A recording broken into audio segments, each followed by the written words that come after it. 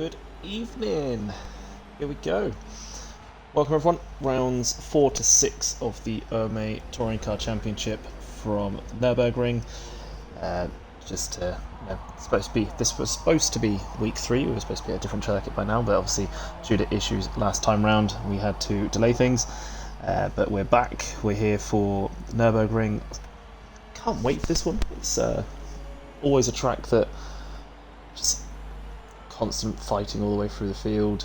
It's an all-round, everyone likes it. Everyone likes Nurburgring, really, unless you're one of those BMW drivers who tends to not like the curbs on this one. But hey, we'll see how it goes. Last week, obviously, we had Bernie's Alps, or last rounds, sorry, from Bernie's Alps, and we had Liam Ferguson pretty much storming away with 2 wins out of the 3, and then Charlie Thompson taking his first win of the season, well, first win actually in OMA in the 3rd race. So here we are ready for this one. Qualifying has been done, so the lobbies are just getting sorted up for that now. But going into this one, Liam Ferguson does of course lead the championship with 140 points. Second behind him is Thibaut Debomi on 122, and Charlie Thompson is 3rd with 116. Following them is Dave German on 115 and Brandon Roos on 108. What that means is that those 5 have had to qualify and will do race 1 of this evening with the 5% handicap due to success ballast. So it's going to keep them close within the pack. I mean, I say this, but Liam Ferguson has actually managed to put himself on pole despite the ballast. So, I mean, the guy's unreal. He is absolutely unreal. So we're going to have to keep an eye on him. But regardless, I am so ready for this one. And I hope you all are too. Obviously, same as always, do get involved in chat. I want to hear your opinions on how it's all going, etc. And yeah, let's get this on the road. But yeah, welcome everyone. Welcome. And hopefully it shouldn't be too long until the first race gets started. Obviously, it's just getting into the correct lobby as it goes now. So as soon as they're ready, we will get this underway. But how is everyone doing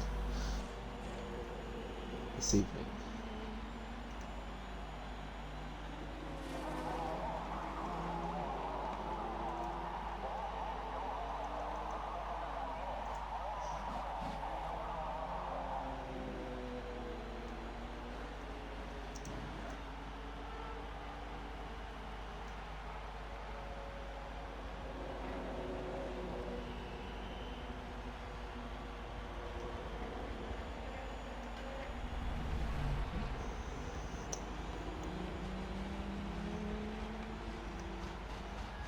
Looks like the last few people are joining in now, but we'll hold fire just in case. I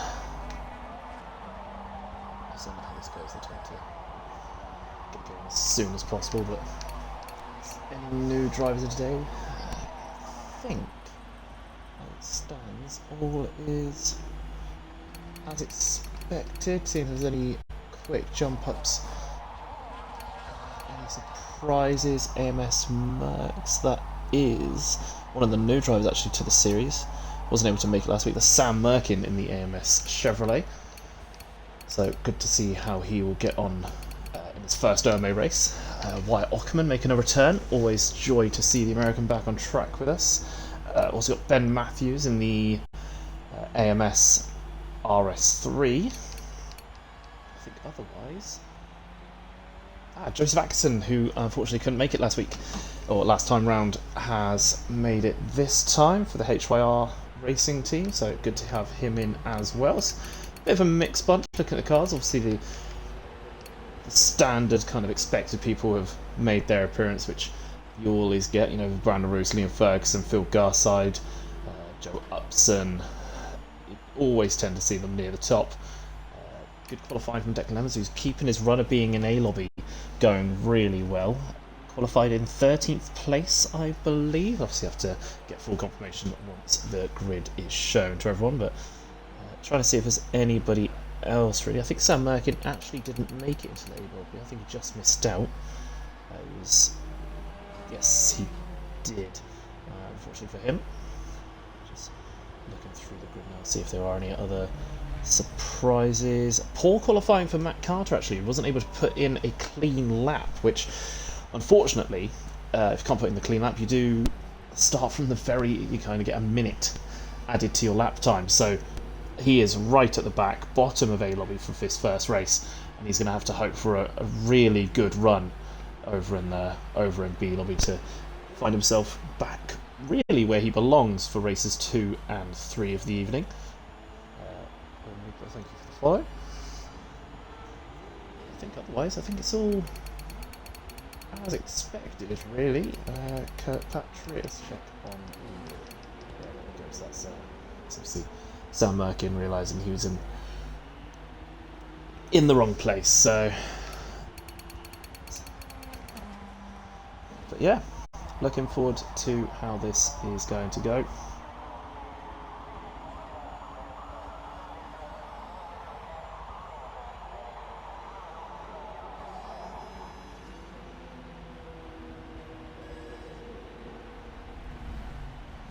Yeah, welcome everyone.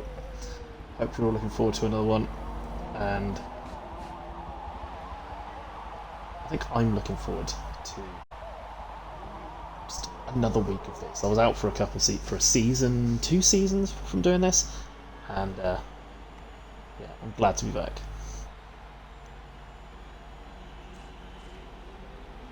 You can see as everyone just tries to get themselves all sorted out. There's always a way. Once it gets going, we will be fine, but there's always that bit of a delay whilst everyone gets into the right lobbies. It shouldn't be much longer. Just builds that tension that little bit more, that's what it's doing.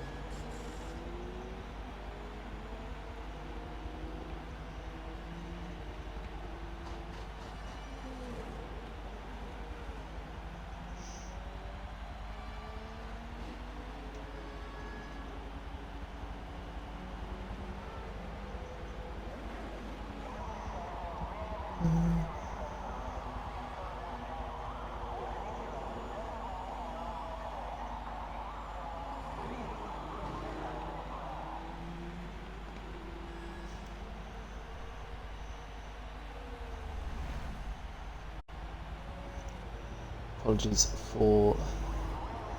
Oh, it's not quite a delay at the moment, it's just where we're making sure that everyone is in and ready to get this going.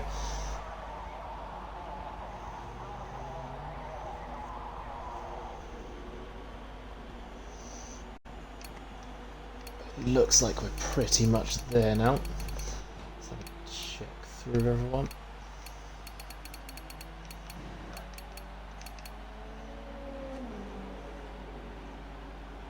So it might just be waiting on Declan Evans, and then this will be underway. So here we go. Let's get round 4 of the OMA Touring Car Championship underway. There is your grid. So starting on the front row of the grid is the Chevy pairing of Liam Ferguson and Joe Upson. Behind them is newcomer to the series in Ben Matthews. I'm sure I got that right. Yes, it is. Ben Matthews alongside Alex McDonald, Stuart Wright, and a good qualifying session there for Joseph Atkinson. So keep an eye on him. Let's have a proper run through the grid now that we get into the race itself.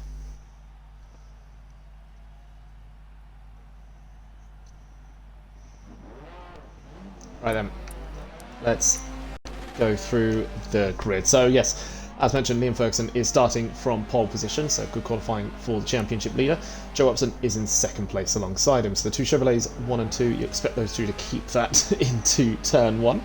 Behind them is newcomer Ben Matthews, as mentioned before, alongside Alex McDonald, Stuart Wright, Joseph Atkinson. Then in 7th place you've got Brandon Roos carrying that success ballast, find himself good qualifying as well, to find himself 7th place. Alongside him is Phil Garside, part of the Full 7 Racing stable that includes Liam Ferguson. And behind them is Wyatt Ockerman in 9th place. Further down, 10th place rounded out by Liam James, followed by Dave German, Callum Kirkpatrick. I think that is Sam Merkin who's got into... He did make it into the top, my apologies. That must be a mistake on my end. Yeah, Sam Merkin, good qualifying on his debut in 13th place. 14th for Declan Evans, 15th is Philip Birch, 16th for Carl Cully, 17th is Kieran Barrett, and 18th at the back is Hayden Prodger. Now, I know we mentioned this last week quite extensively, but just to make sure everyone is aware, the way that this works is that the bottom 5 from A lobby at the end of race 1 will be moved down to B lobby for race 2, and the top 5 from B lobby are replacing them. So, as it stands, you want to be finishing 13th place if you would, as a minimum, if you wanted to stay in A lobby. So right now that place is held by Sam Merkin, but you know for a fact that Declan Evans, Philip Birch, Carl Cully, Kieran Barrett and Hayden Prodger will be doing everything in their power to make sure that they're not included in that drop zone. The way that the point scoring works, if you are scored from 1st all the way down to 40th place, if you finish, so argument's sake, in A lobby there are 18 drivers, meaning that 1st place in B lobby is worth the points for 19th, because it continues on like that. If anyone in A lobby is unable to finish the race, then B lobby kind of pick up where A lobby is left off, shall we say. So if I would say 2 people do not finish this race and it's the top 16 that finish, then it will be 17th will be 1st place in B lobby, and so on and so forth. Sounds complicated. If it sounds complicated, I do apologise. It does make a lot more sense when in practice, but all you need to know right now is that Liam Ferguson is on pole position, and he'll be doing everything that he can to hold on to that one. He hasn't got the inside line on the run down to turn 1, so Joe Upson, if he gets a good start, could give him a bit of a shout, especially with that with the ballast that Ferguson is carrying, which will be giving him a bit of a disadvantage. So let's see everyone just making their way to the grid to get this underway.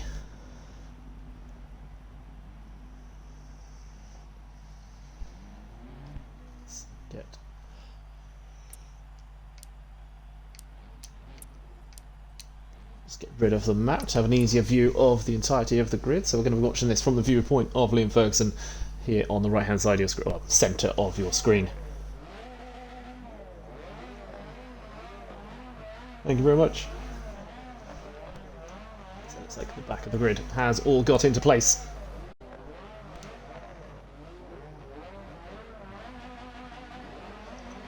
There we go, revs are climbing.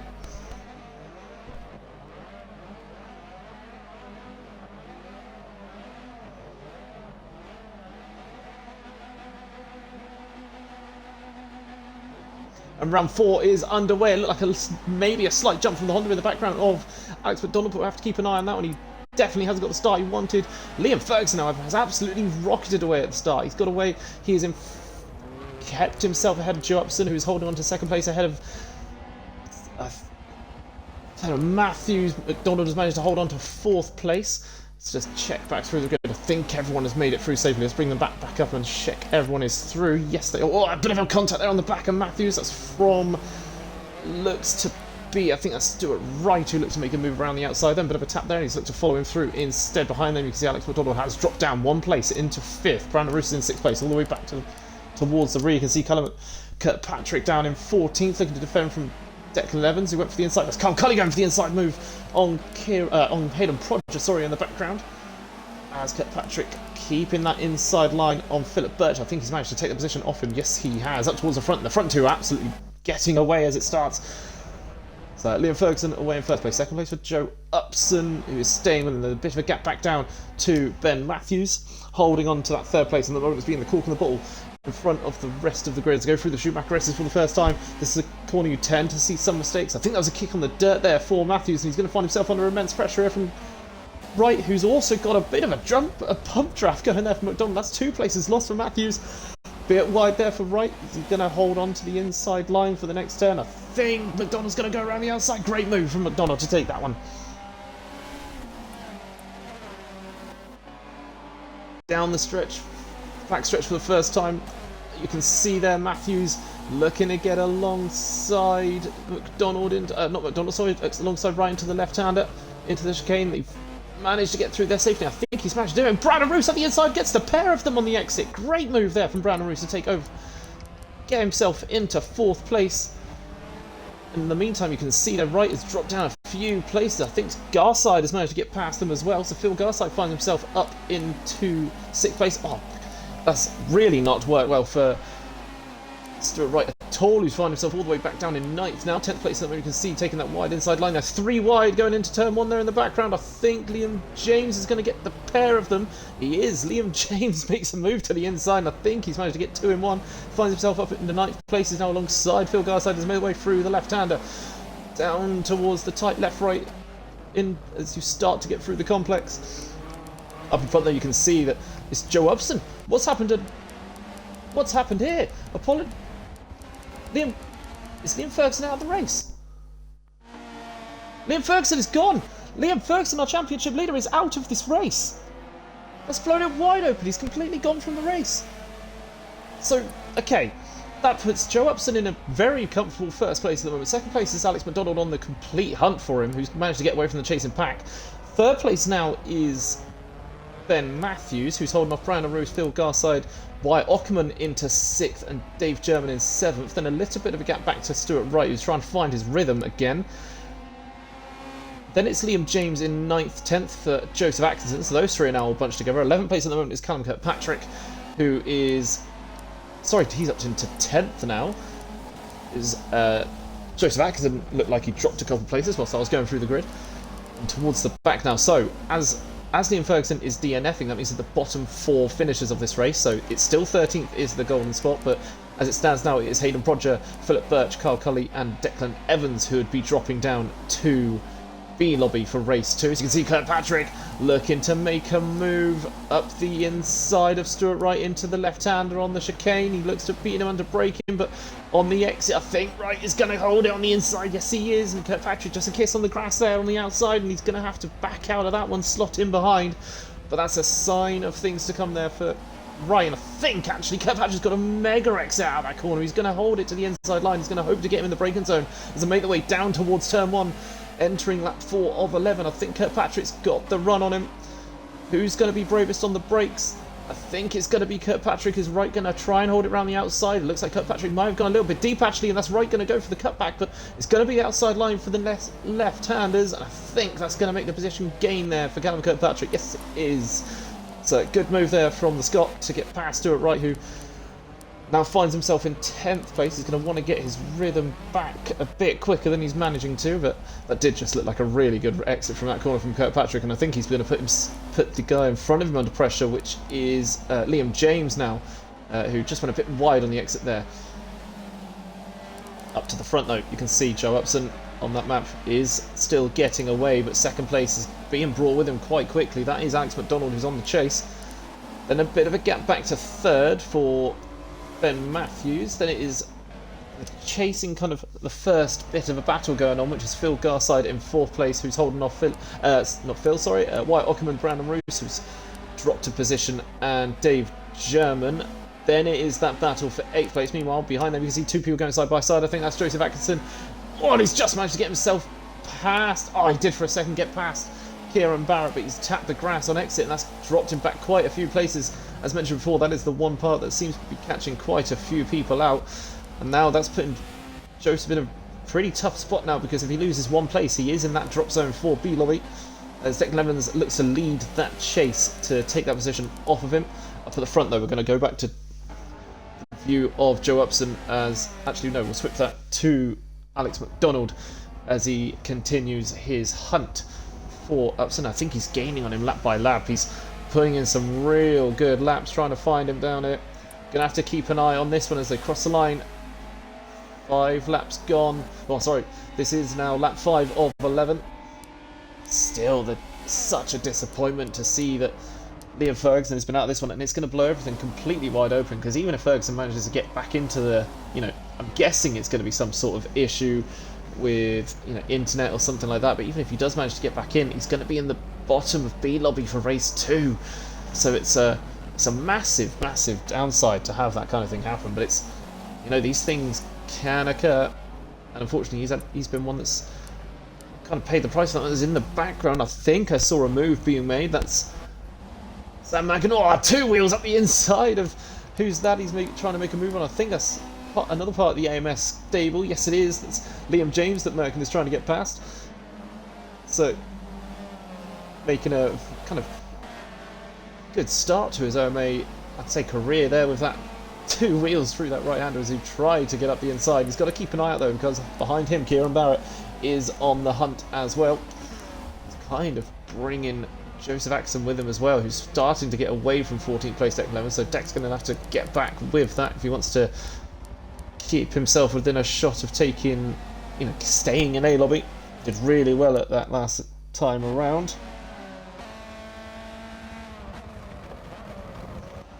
Towards 5th place now is Wyatt Ockerman.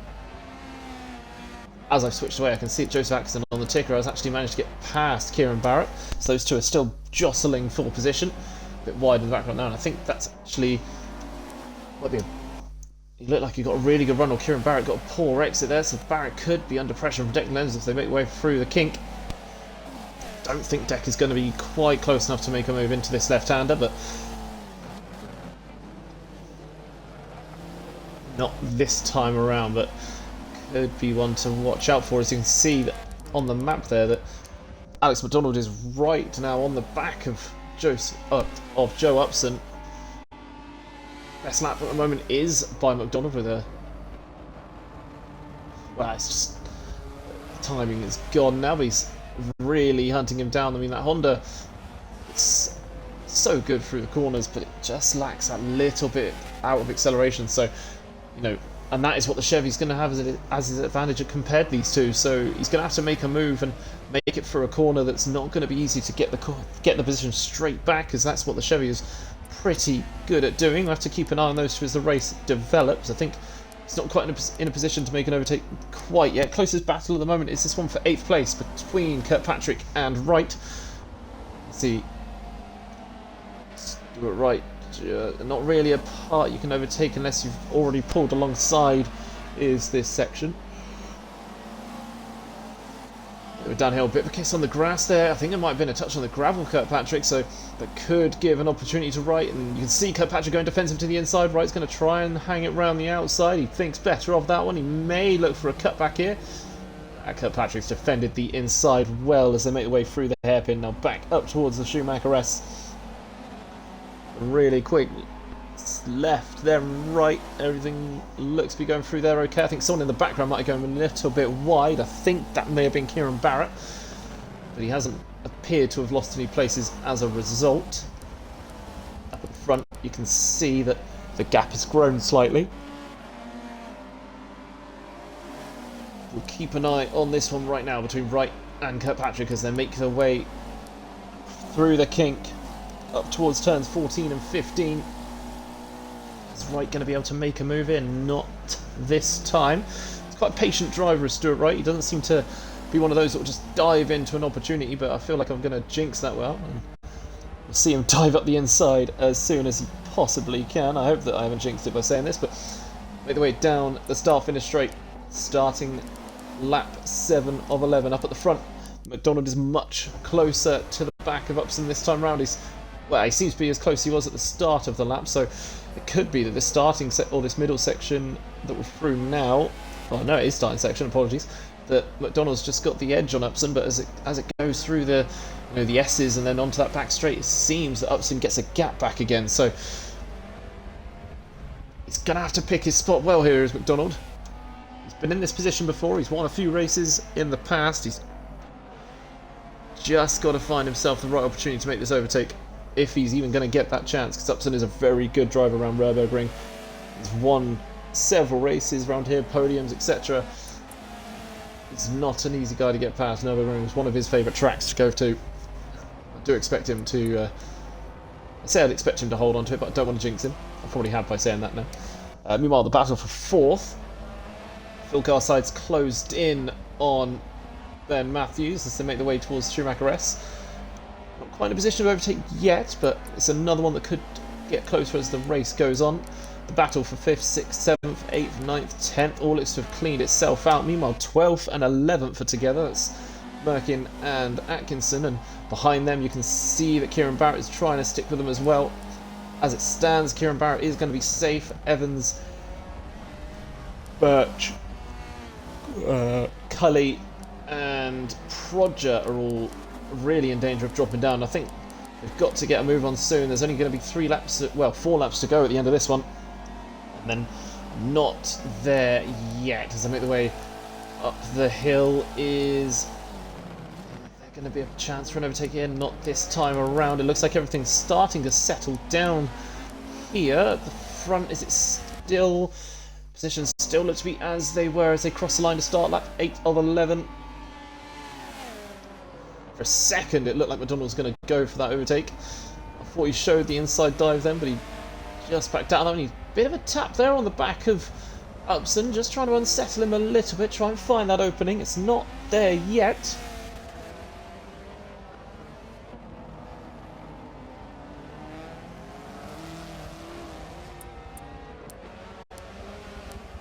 Go back to the battle for 3rd place. Also, we try and keep an eye between these 2 main fights going on. Still Matthews from Garside. I feel like Garside is taking the mantle of...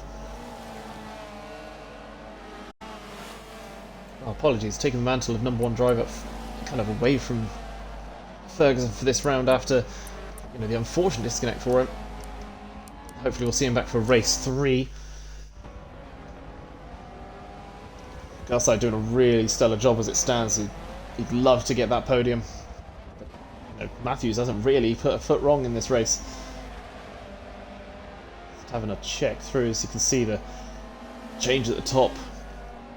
Stuart Wright dropping 4 positions off the start. Atkinson 6. I think the main drop really is going to be that of kind of Liam Ferguson has caused everything. He's dropped all the way down after starting from pole position. It's really opened this entire race up, as most people probably would have seen Ferguson getting pole with his ballast and thought, that's it then, let's fight for 2nd. But here we go, it's opened things up.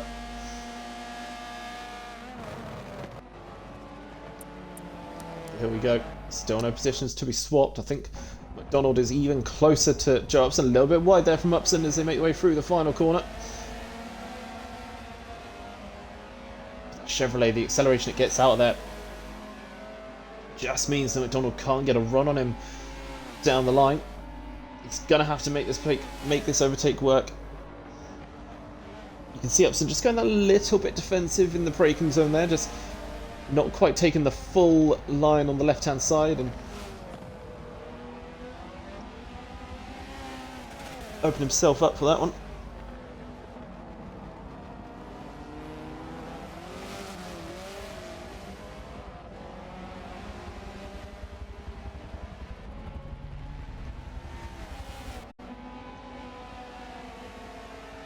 Always love when someone comes into the chat saying that they want to get us to pay for whatever. Not interested in that, thank you very much. Back to the racing, that's all we care about. Here we go, still watching here from McDonald as he's on the hunt for Joe Upson. He's not putting himself there quite yet. The other battle going on further down. Let's keep an eye out for this. I think it's still going to be the battle going on between Kirkpatrick and Stuart Wright. It is, but I think they've started to drag Dave German into this as well. Dave German, obviously, who's part of that team with Garside and Ferguson, but carrying a little bit of ballast as it stands. That's 7th place at the moment is a really good position for him. Same with the 6th place for Brandon Roos. Now, at the end of this race, the top 5 from A-Lobby do actually get the ballast added to them. So, these guys that look like they're running away at the moment, with Joe Upson and Alex McDonald, Ben Matthews and Phil Garside, those 4 plus at the moment Wyatt Ockerman, who's got a really good drive from 5th place as well, by the way. These 5 will carry ballast into race 2, so it will start to shake things up again, might bring everything even closer. Unfortunate, Stuart Wright just tucked in still behind Kirkpatrick. You can see what I mean. He's not dove for anything. Kirkpatrick, however, looks to have found a potential gap on the inside. German goes really defensive there. That holds off Kirkpatrick, but Kirkpatrick's going to go for that outside run. He's not going to get it on exit, surely. You know what? He might get a bit of run in McDonald. Not McDonald, apologies. Stuart Wright is looking to try and get involved as well. Kirkpatrick on the inside. On the outside is Kirkpatrick. On the inside of Dave German. Wright doesn't know which way to go. He looks like he's going to play it safe. Just take the racing line. Kirkpatrick, is he going to make that move? Stick around the outside? Looks like he may have done. That's a great move by Kirkpatrick if he can. They're nearly going 3 wide into the left-hander. Kirkpatrick and German are still side by side. Bit of a sideways action there for German, and he's just going to have to slot him behind. That's a great move by Kirkpatrick. He set that up about 3 corners ago. Got the run down the straight. Managed to beat him in the braking zone, which Kirkpatrick is a very, very brave breaker. And that is the position gained by the Scot. And straight away, Dave German is looking to get that position back, but he's not an easy man to overtake as Kirkpatrick, because he's going through the right-hander down the hill towards the hairpin. Don't think German's in a position to make a move now. Maybe something really brave into the braking zone. Not this time around, I don't think. No, not to be done. So Kirkpatrick moves himself up into 7th place, and other than that, everything is all still as they were. This is the main fight, other than potentially a battle going on for 14th place at the moment, which is headed by Declan Evans. I think these 3 are pretty aware that as it stands, they are dropping down to B, and they're trying to fight almost for their position now, because it's still the bonus points they're going to get. You know, getting 14th is obviously worth more points than 15th and 16th, so they are still wanting to fight for every last point they can get. It's Philip Birch putting pressure with Carl Cully also putting pressure on Philip Birch, so Birch has found himself in a bit of a difficult situation here. He's not sure whether to attack or defend. Meanwhile, the battle going on for 8th and 9th. It looks like, has Dave German been overtaken? He has. Stuart Wright's managed to get past Dave German, so in the space of a lap, German has lost 2 positions. Wright just looked like he had the power down the straight and just caught the end of that one. And that's put Dave German down into 9th place. Stuart Wright to 8th. But it's the final lap of the race now. Let's go back towards the front. Let's see if anything can be done on this final lap between McDonald and Joe Upson. Upson has led pretty much since the start, ever since that unfortunate disconnect / DNF for Liam Ferguson. He will be getting no points from this round. McDonald has been chasing Upson for as long as he can. He's just not been close enough to make a move so far. Is he going to get his chance this lap? They make their way through the left-hander into the right hand as they make their way down the hill. McDonald not there yet. This hairpin's going to be one of the potential overtaking opportunities. Other than this, it's going to be down to either a mistake or maybe a dive down into the hairpin on the final couple of corners. He's not close enough yet as McDonald. You can see how much he's pushing. I think he just caught the grass on the outside, and that might have upset him and might have just taken his chance away. It looks like he's got a good run through there though, but so has Upson, who's barely put a foot wrong this entire time. Into the left-hander. Make the way towards the back straight. Upson looks like he's gonna hold on to this one. A little bit wide there from Upson, but he's not kissed the grass or the gravel or anything on that side, so he's still got a good run. McDonald, however, looks like he could be getting a run as they make their way towards the hairpin for the final time. Is McDonald going to go for this one? I think he's just going to play it safe. Yes, he is. He might be setting up something into the final corner. Upson goes defensive, takes the inside line out, come around the outside, potentially comes McDonald. Is he going to go for the switch back on exit? It looks like he may try to, but Upson just parks on the apex, made the way down towards the start finish line. I think Joe Upson's going to make it with that Chevrolet. He's just got the acceleration advantages and made the way towards the line. I think Upson's going to get it. Yes, he does. Joe Upson with the win in race 1 of the evening. McDonald takes 2nd place. 3rd goes away of Ben Matthews. Great debut for him. 4th place for Phil Garside. 5th goes to Wyatt Ockman. 6th, Brandon Roos. 7th, Cameron Kirkpatrick. 8th went to Stuart Wright, with 9th Dave German as they cross the line. And another good debut there for Sam Merkin, taking 10th spot. Oh, that was a finish. I really for a second thought that was going to happen. Really looked like it was going to be his, but he Upson drove that perfectly and held onto the position. And that is a big win there for Joe Upson. Congratulations to him. He's the third different winner of the championship so far. As it looks like there may be a lobby reset going on as a couple of people have left. But once that all gets sorted out, just a reminder of the final positions from that one then. So yes, Joe Upson does take the win in that one. Second place going the way of Alex McDonald, who I think, I'll have to make 100% sure before I say so for certain. Yes, he did. McDonald, in the midst of that chase, did get the fastest lap of the race as well, so he does take home a bonus point for his troubles. Sure, he would have preferred to have taken the win, but that bonus point could come in handy towards the end of the race. Again, Ben Matthews, great drive for third place. Fourth place, Phil Garside, and fifth for Wyatt Ockerman. Of course, those five will be carrying ballast now into race 2. Sixth place for Brandon Roos, seventh Callum Kirkpatrick, eighth Stuart Wright, ninth Dave German, then it's Sam Merkin. Joseph Atkinson came home in 11th, followed by Liam James and Kieran Barrett. And then the bottom five, who all are dropping down to B lobby, of Declan Evans, Carl Cully, Philip Birch, and Hayden Prodger. And of course, that unlucky did not finish last disconnect for Liam Ferguson, who I think he was away in the lead when it happened. It's one of those really unfortunate ones that can happen. But yes, that's all really that can be said on that one. Hope you all enjoyed race 1. We will be back for races 2 and 3, so don't go anywhere. And we'll see you shortly. Thank you very much.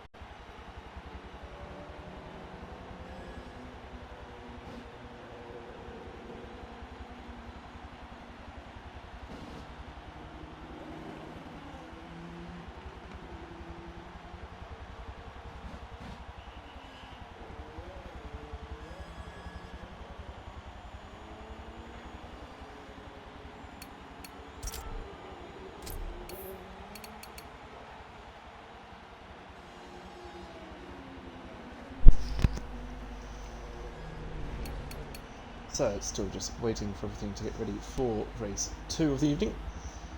And yeah, it was an exciting one, that one. Seemed to calm down quite quickly. You know, that ending, I really expected there to be more of an effort from McDonald, but it just looked like Upson had too much under him. He managed to hold everyone off, and he did a really good job.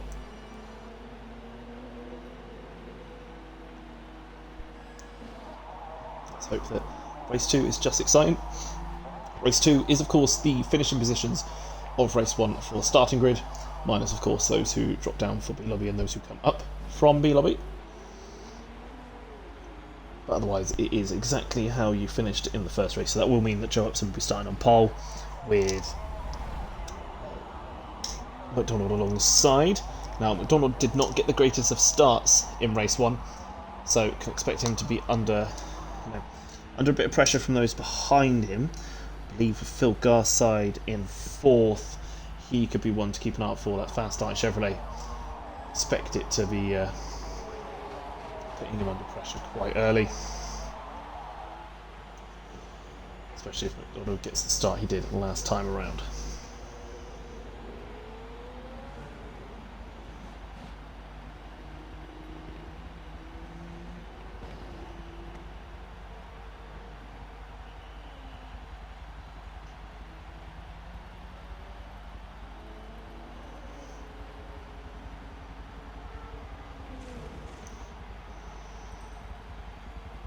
Hope everyone enjoyed that one.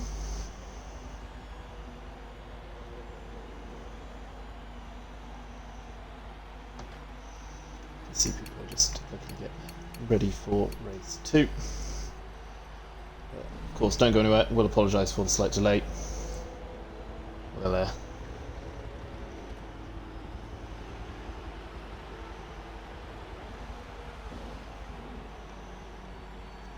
try Thompson. Well, that sucked. Why did that suck, man?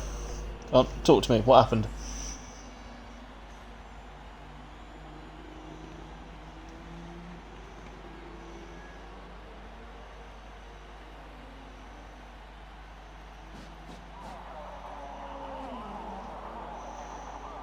What's up, Paddy? Mercedes at Nurburgring, power loss, isn't it? Ah, yeah. Yeah, nah, fair. What? Where'd you come, Matt? Come on, keep me updated. Am I seeing you in A lobby this time round? You can tell me yes.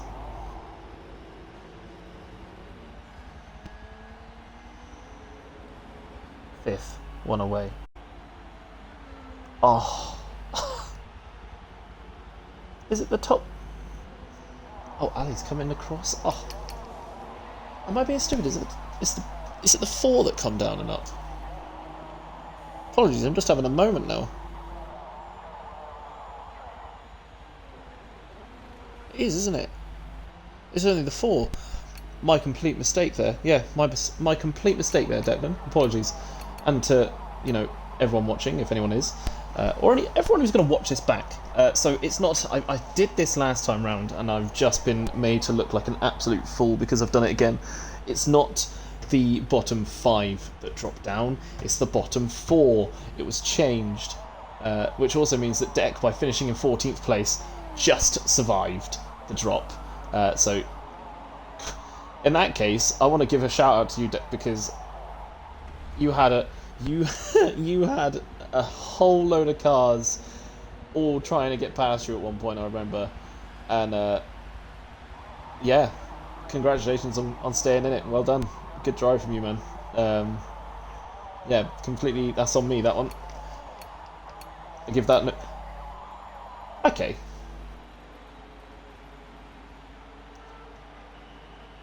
Matt Carter. I'm sorry. He was starting from back of B lobby. Did he seriously make his way... Charlie Thompson, I'll take a shout out nonetheless. Oh, I'll always give you a shout out, Charlie. No. Your pictures you take, winning your race last week, mental. Did Matt Carter seriously make his way all the way up to 2nd place in B lobby and get himself up to the A lobby? That's what a drive! I'm sorry. Race 3 on that. You better be. We miss you.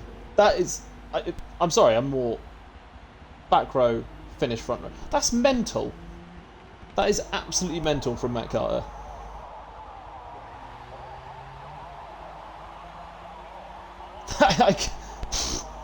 You know what? Fair play. Absolutely fair play. I completely wrote him off. Matt Carter, I owe you owe you an apology because I fully expected, fully expected, as we just get everything loaded. I even said it earlier that hopefully we'll see you in race 3, so you can use race 1, sorry, to get yourself up towards the front.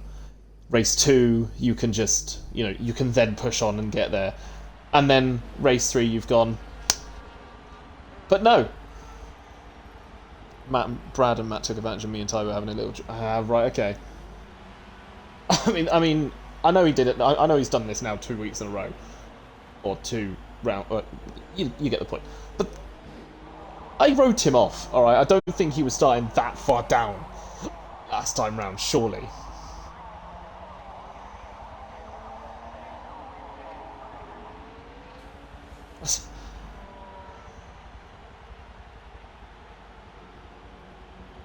I feel like I've got a...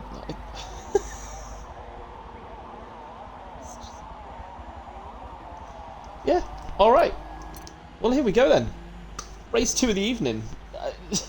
I feel like that's one to keep an eye out for then, is the clearly, absolutely rapid Mercedes of Matt Carter.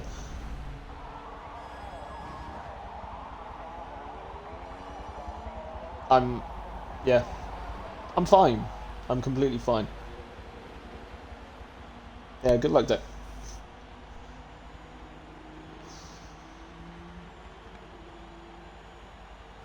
Well, hats off to you, Matt.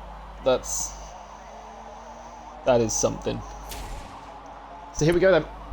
Your grid for race 2. As mentioned before, those who had the top 5 from race 1 are now carrying ballast into race 2, so that will definitely pull them back a little bit. You know, the gaps that Joe Upson, the gap that Alex McDonald were able to get in race 1, we shouldn't see that this time around, as they're pulled back towards the rest of the kind of the rest of the pack. But here we go then. As they make their way round, let's go through that grid. Pole position is the way of Joe Upson. I know I'm going to need to in a minute. Right, Joe Upson, followed by will be Alex McDonald in second place, with Ben Matthews in third. Fourth place is Phil Garside, followed by Wyatt Ockman. They are your 5 ballast carriers. Behind them it is Brandon Roos, top of the non-ballast runners. That's the best way I can word it, really. I'll think of a standard? Yeah. And then it is Callum Kirkpatrick in 7th place. 8th place for Stuart Wright, with Dave German in 9th. 10th place for Sam Merkin. 11th for Joseph Atkinson. 12th for Liam James. 13th Kieran Batt. 14th Declan Evans, who, my complete apologies, I thought was going down, but no, it's the bottom 4 that drop, not the bottom 5. Behind them is those who have come up from B Lobby. So we've got Bradley Thornton, who took the win in B Lobby. We've got Matt Carter, who, as I mentioned earlier, came from the back of the grid, the plumb last in B Lobby, to come home in 2nd place in his lobby. So great drive from him. Let's see what he can do this time around. 17th is Ali Johnston in the Cyberpunk livery car there. And at the back is Thibaut de Bomi, who had an outstanding week last time round at Bernese Alps, who, as a result, actually found himself, I want to say he was 2nd in the championship, just off of those kind of after week 1. Yes, he was with 122 to Liam Ferguson's 140. Now, of course, with Liam Ferguson's complete no score in round 1, and I'm not sure if he's actually in B Lobby for this one. I mean, he should be. That's where he will be. He will, of course. I mean, if he's thinking about it long term, he's looking at it, and Liam Ferguson is potentially going to be his main title rival. That's a massive drop in points that Ferguson has just had. Meanwhile, de Bomi has got this chance here to, you know, really make a charge in A now. This is a track that should have suited Ferguson Chevy. You know, there's quite a few high acceleration points. I mean, we saw with Joe Upson the race he was able to put out there. But this is it's gonna be a spicy one. But anyway, back to the front. You can see everyone's just getting on the grid. I'm expecting Joe Upson to get the whole shot into turn 1 here. Not sure.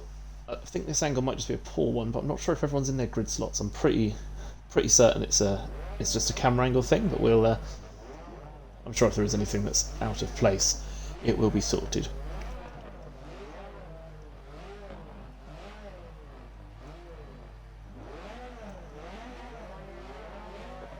Almost time to get ready. You can see the Honda on the left. Watch out for its poor start. That Chevrolet behind him.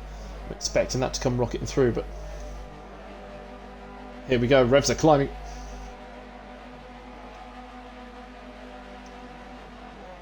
And race 2 is underway. That looked like a really weird start for a few cars. I'm not sure if some jumped or if a couple just didn't go at the right time, but Upson has got the start he wanted. He's away in first place. Behind him, you can see McDonald's done really well to get that inside line, but Garside trying to go around the outside. I think in the background there was a little bit of contact. I think I saw a cone go sideways, but behind you can see everyone looks like they've actually made it through cleanly. One car a little bit wide in the background. I think that was Stuart Wright looking at it. Yes, it was.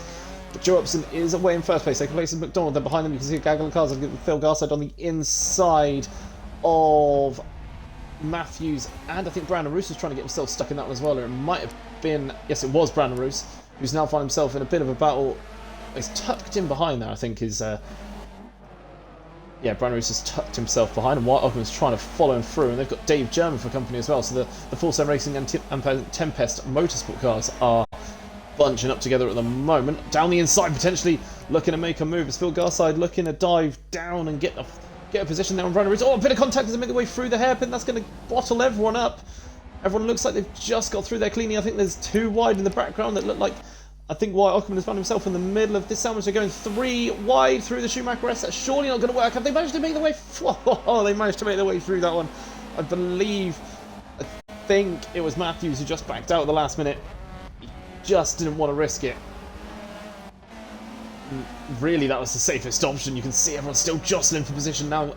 So the way it goes in race 2, race 1 is almost like a feeler as everyone tries to figure out the best lines, everything, and how the race is going to go. Race 2, you get one little moment like that and everyone is piling around trying to find the gaps. As it stands, you can see it's all calmed down a little bit now after that early melee, and up at the front it's the same 2 again. Joe Upson and Alex McDonald getting away at the front.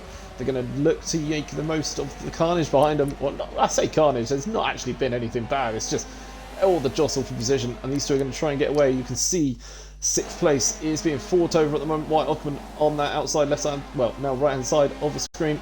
Brandon Roos coming down the middle and around the outside, well, inside line is really early on the brakes there from Wyatt Ockerman. He looks to do the cutback on the pair of them. Great by him. I think that's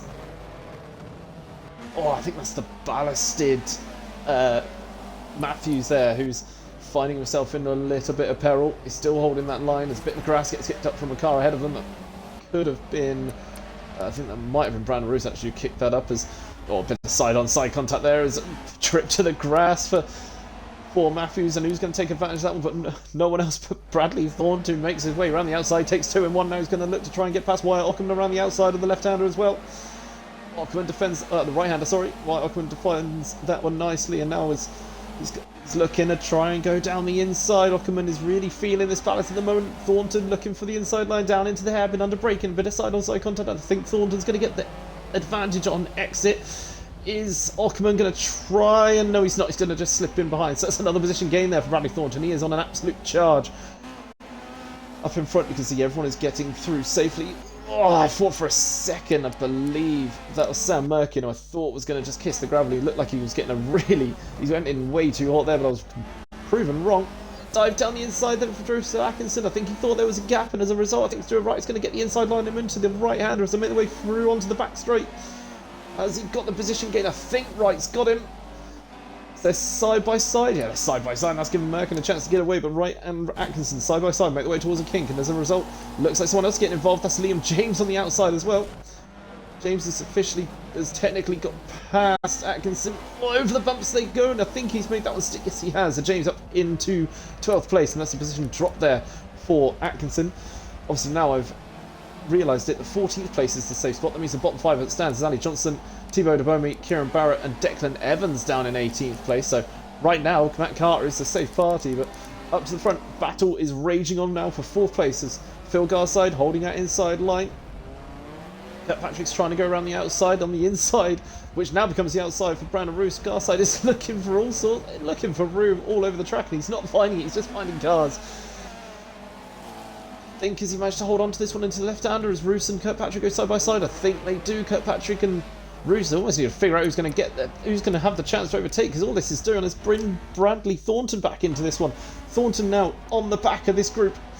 You can see the brightly coloured orange car of Thornton. He's made 8 places in this race already, so this has been a really, really good drive from Thornton. Tucks himself behind Kirkpatrick. These guys need to calm it down just a little bit, just get their bearings right, just to, you know, they're losing touch with the leaders, which is now a front 3 as Dave German has managed to get through the slot, has escaped, and he's now on the hunt for the 2 ahead of him. Now Dave German does not have ballast, meanwhile Upson and McDonald do, so German is kind of, he will, in my opinion, he will be a threat as this race goes on. I'm just going to carry on watching this from Thornton's perspective at the moment as he's still tucked in behind this 3-way fight. As it stands, fast lap of the race is Dave Jones with a 2:03.911.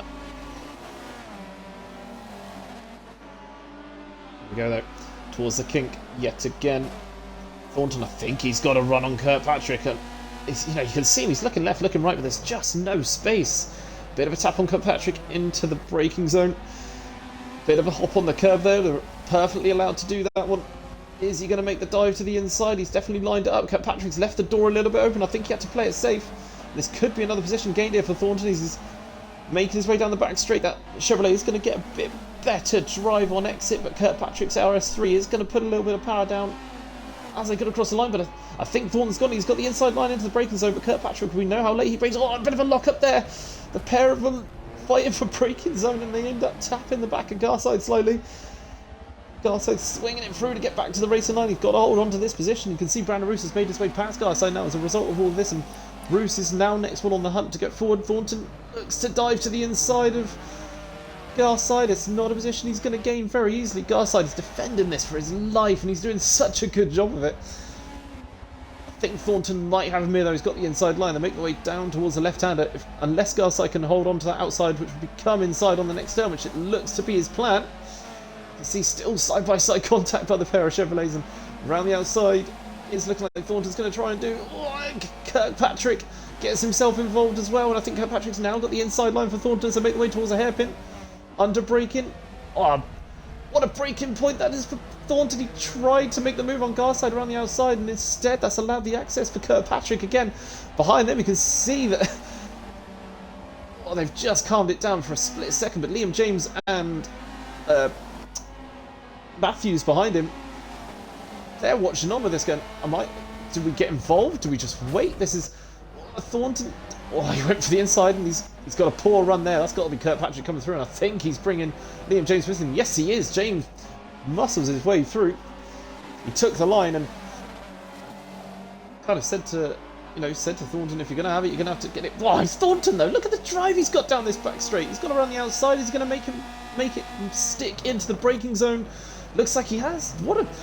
How did he get that back so quickly? I'm not sure whether there was just a mistake on the end of that RS3, but either way, he got that back really quickly. You can see him dive towards the inside though. James trying to get this one back. I think Thornton's managed to make that one stick again. It looks like he has, but towards the front there you can see Joe Upson and McDonald's now side by side into turn one. McDonald's made his move. He's gone to the outside. He's going to get the inside line into the left-hander if he can hold on to it. I think he has. Dave Sherman watching on in awe. He's going to wait for his opportunity. I think Upson's got to still hold on to this. He's holding it around the outside as they make their way into the... through the left-hander. No, he's just washed out. And that's given the position now to McDonald. So McDonald takes the lead of the race. He's put his Honda on top spit of the podium as it stands. Rear lap 6 of 11. I think behind them German has already got past Upson, so German is not wasting time at all. He's got past Joe Upson. He's now going to try and stick with McDonald. He didn't want to give McDonald the chance to get away. He's smart in doing so, really, because McDonald has shown real pace in race 1. The only thing that stopped him from going on any further was, honestly, some really good defending from Joe Upson, but he's got past him here, and now all McDonald's got in his eyes is just clear ground ahead of him, and he's going to try and put down the power, put down some qualifying laps, and get away as fast as he can. Behind them, you can see in a bit of no man's land is Brandon Roos in 4th place. 5th at the moment is Phil Garside. Meanwhile, the battle for 6th between Bradley Thornton and Callum Kirkpatrick. Actually, no. Kirkpatrick has dropped back again, and Garside has gained a couple of places, so that the swapping of positions is still going on. Let's have a quick check then. So Kirkpatrick is now in 7th. 8th place is Merkin. 9th is James. And 10th is Stuart Wright. So Stuart Wright has found himself on this. Oh, that's a shocking drive there from Garside. Is he completely lost? Did he just miss a gear change or something? Oh, big lock up from Thornton. He's had to go across the grass. He's holding on to 5th place as it stands, but something's gone on with Garside there. He's lost a couple of places, and it looked like on the straight. I'm not sure if he's had an issue, and he's losing places now through the right-hander. To keep an eye on that. I'm not sure if he's actually managed to give himself any sort of engine damage or anything here. He's slowing down. He's now holding off the 2 AMS cars, and oh no, he's not. He's on off Liam James, and a bit of a concertina effect there. He got a tap from James. I think it might have been Wright who tapped James, who then tapped Garside, who in turn tapped Matthews. Don't know who Williams is, don't know where that name came from. So the two AMS cars there, fighting side by side, trying to get themselves a gap and go towards the back of the field. Let's check on the bottom four. So bottom four as it stands: Kieran Barrett, Declan Evans, Ali Johnson, and now Matt Carter, as Thibaut de Bomi looks to have made a position there. Still the fight raging on here, but this battle that's going on at the moment for, well, 7th place now is still going strong. Back towards the front, you can see it's still Alex McDonald followed closely by Dave German and Joe Upson. The three of them still getting away well. Brandon Roos, however, is closing in on these guys, so they will have to be careful. Roos actually holds the fastest lap of the race now with a 2:03.5, so he is putting the pedal down, trying to get up to these guys.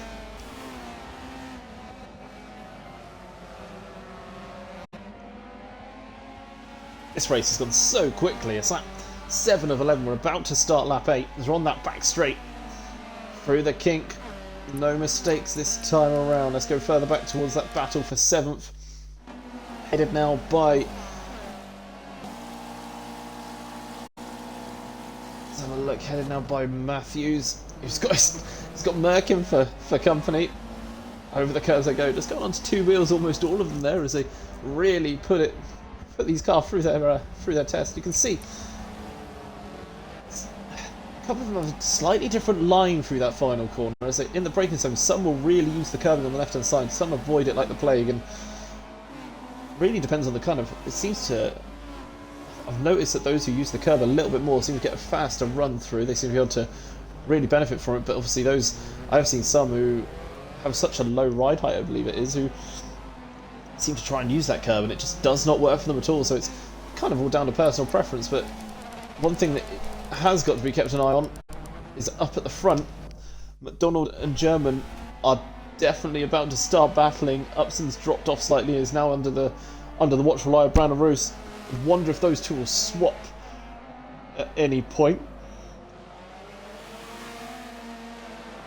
It must be mentioned that at the end of this race there will be a reverse grid draw, and the number that is picked out will be the guy starting on pole, and it's between 6 and 16 if I remember correctly.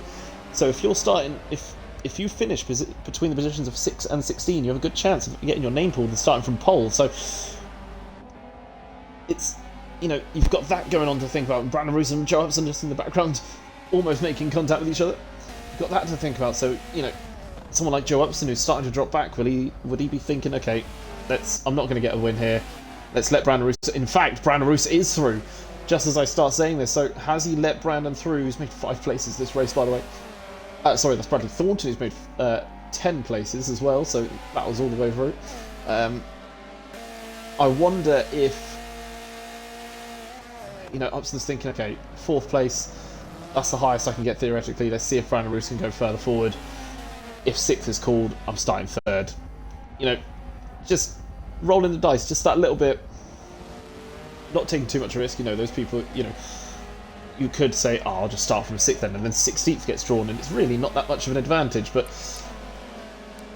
it's a bold one either way. Meanwhile, speaking of bold, down into turn 1.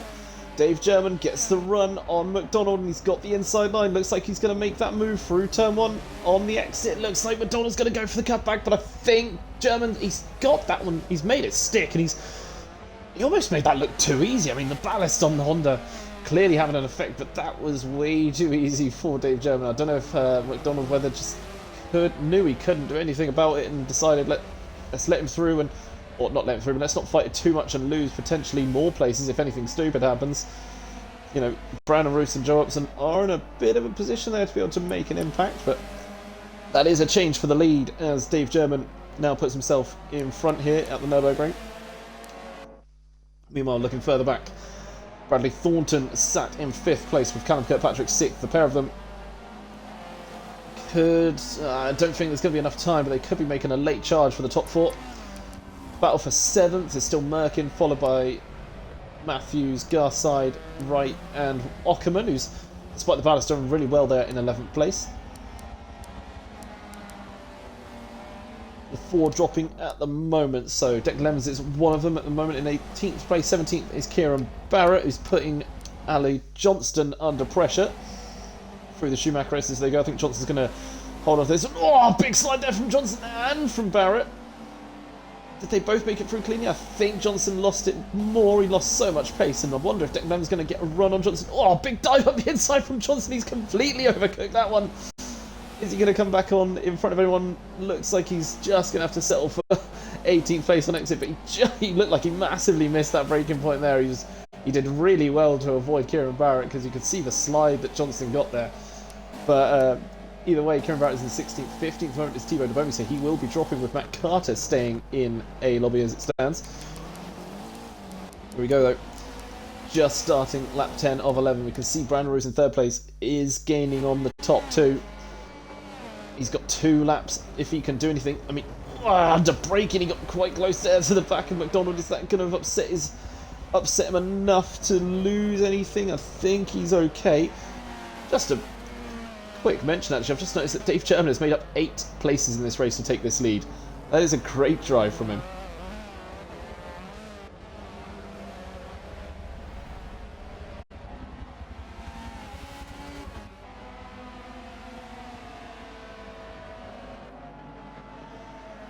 Here we go though. 2 laps to go. After the earlier melees, it really has calmed down here, which is, you know, quite refreshing. Not going to complain about it too much. I mean, this battle is still one to keep an eye out for. This top 3 of Roos, McDonald and German up front.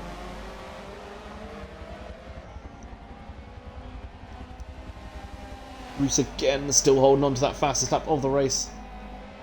Gains in on McDonald through that section. I think McDonald just made a slight mistake on the way into the S's.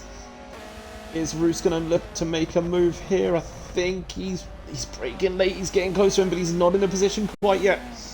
Into the right-hander, down the hill, looking towards the kink.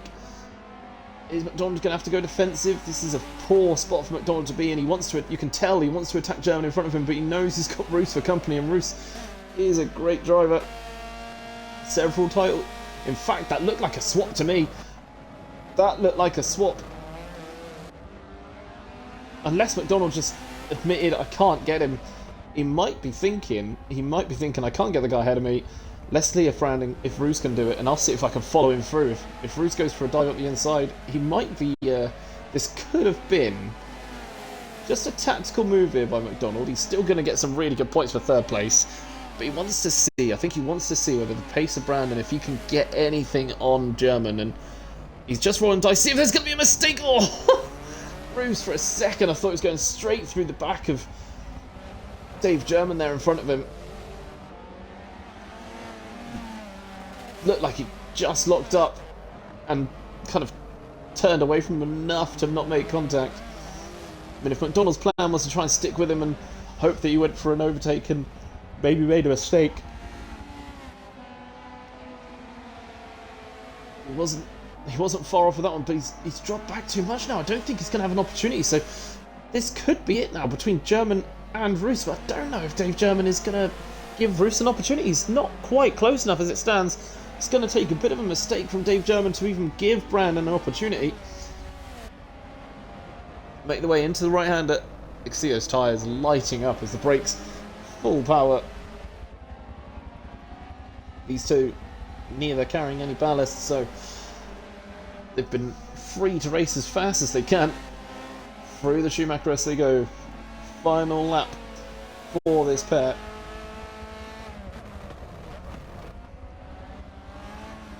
It looks like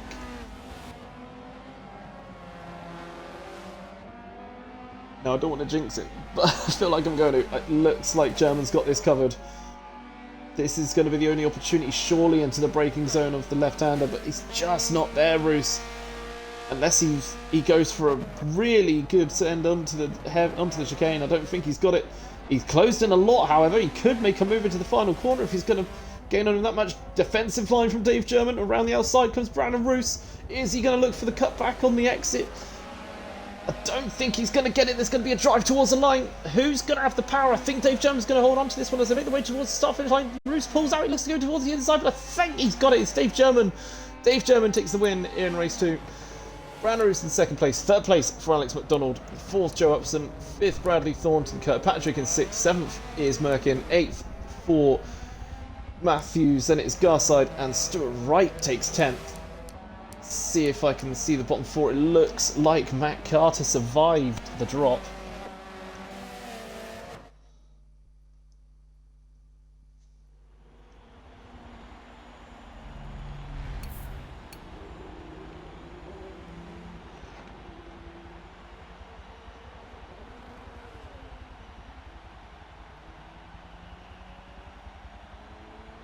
What another great race. Race 2 tends to always bring up some things.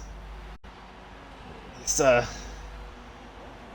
added ballast, the top 5, you can see them trying to fight their way to hold on to what they had. I mean, I would wipe out Kieran there. Ali, honestly, it looked.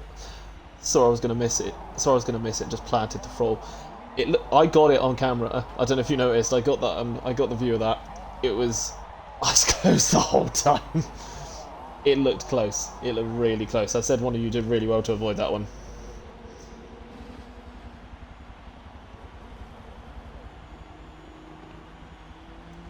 But yeah, I mean, good race all the way through. Again, keep an eye. I think fastest lap of that one did go to Brandon Roos during his fight back, unless. Yes, it did. So, final positions. He did clip right. His minimum is in wiping out. So, finishing positions of that one. Dave German comes away with the win. His first win of the season. That is 4 winners now from 5 races. Just Liam Ferguson ruining that with his double at Bernese Alps. Then it's Brandon Roos obviously in second place. McDonald in third. From Upson, Thornton, Kirkpatrick, Merkin, Matthews, Garside, and then Stuart Wright. We've got Ockerman, James, Atkinson in 13th and 14th for Matt Carter, and then the bottom 4, the unfortunates to drop down to B Lobby, is Thibaut Dabomi, followed by Kieran Barrett, Declan Evans, and Ali Johnson, who, as mentioned, had that scare where he did well to not completely take Kieran Barrett out, and he'll take the points for 18th place. It could have been a lot worse. And it'll be, it was good to have them in. Hopefully won't see him now for any other races, obviously, because race 3 is up next, and that of course does mean this will be the first time with Declan Evans dropping down. That's his first drop out of A Lobby in the season, which, I mean, is a good performance, to be fair. I do think he'll be happy with that one. It'll be a shame to drop, but he's done well so far. APR, Odyssey, I'm driving ass this week and on a bad TV. I couldn't do anything against those Audis, man. Yeah. It isn't that much of. I mean, McDonald is driving the hell out of this car, but there wasn't much that could have been done there. It's your first season back in the Honda. I think it's one of those. You'll pick it back up. You've got this. APR Odyssey, I'm driving now. Thank you for the follow, by the way. Odyssey, which is your gamer tag different to what it is on? To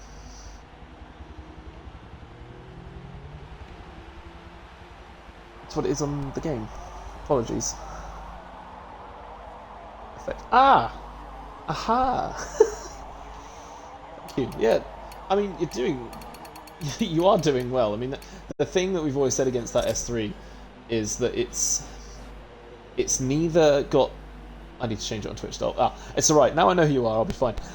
It's one of those where it hasn't got any real weaknesses, but as a result of that, its strength is that its strength is just that it doesn't have a real weakness, but it's just an all-rounder. It doesn't really have anything like the Chevrolet. You're looking at it and go, okay, out of a corner, that thing's winning. The Mercedes and the RS3, I think, to an extent.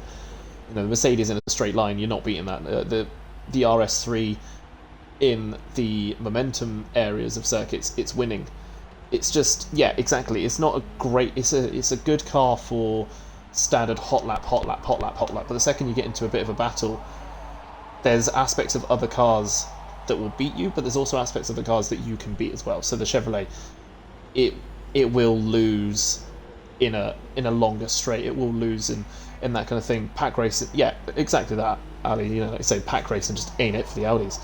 You know, you could sit there and be able to put in stunning laps in the Audi S3 or the Audi RS3. But then a Chevrolet comes along and just gives you that little bit of a, you know, just that has that edge on the acceleration, and you're like, damn. You know, it's. But there are circuits on the calendar that the RS3 and the S3 will go back to. This is it, and that's how it works. It's the way the calendar goes. You know, I think there's a proper reality check. Let's have a look. I think we have had the cool. So, my slight change on what I said that the reverse grid draw was between 6 and 16. I was wrong. It was 6 and 18. I'm doing really well at this today. And pole position. Oh, we're going to have to find out who it is, because pole position is going to one of the drivers who is coming up from B lobby. That's going to be spicy. Plus, I haven't raced touring cars in ages.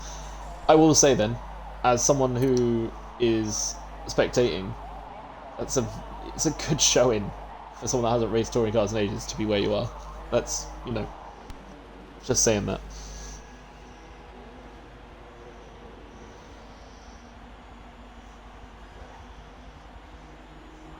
Thing is, I'd say, Deck, that in the Honda you've kind of got slightly better handling than those ahead of you, but it doesn't work much in the straights. How much? 3 years I used to working that. Ah, God. Yeah.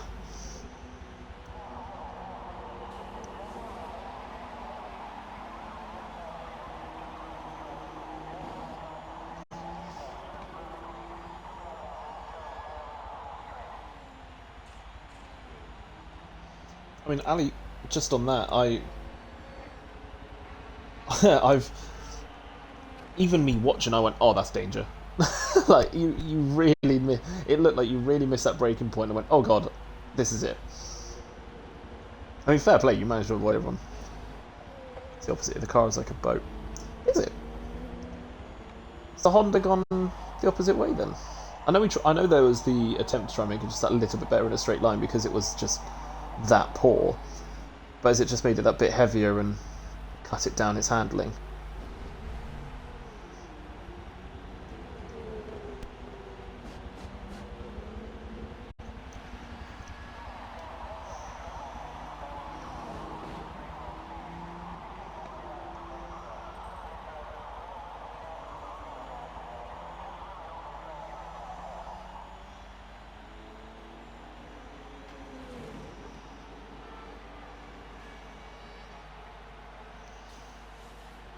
The R3 just...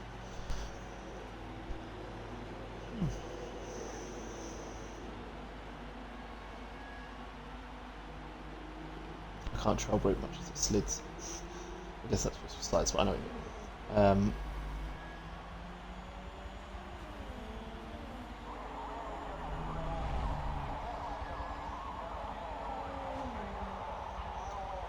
Yeah, Spectre is on a whole different level, so I'm just trying to keep up with the kind of conversations going on.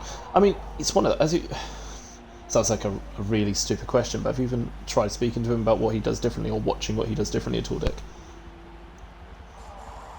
I know it's probably one of those that's easier said than done to just watch and go, oh, he's just quick, okay. But, you know. Ali, I personally prefer the S3 over the RS3 during the race, even though they're both ass in the race. I can understand that. It's one I like.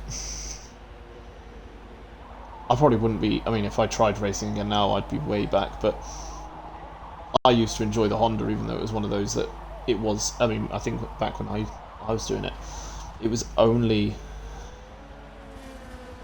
BMW is the most fun. Nah, I cannot agree with that. I'll be honest, I cannot agree with that one, mate.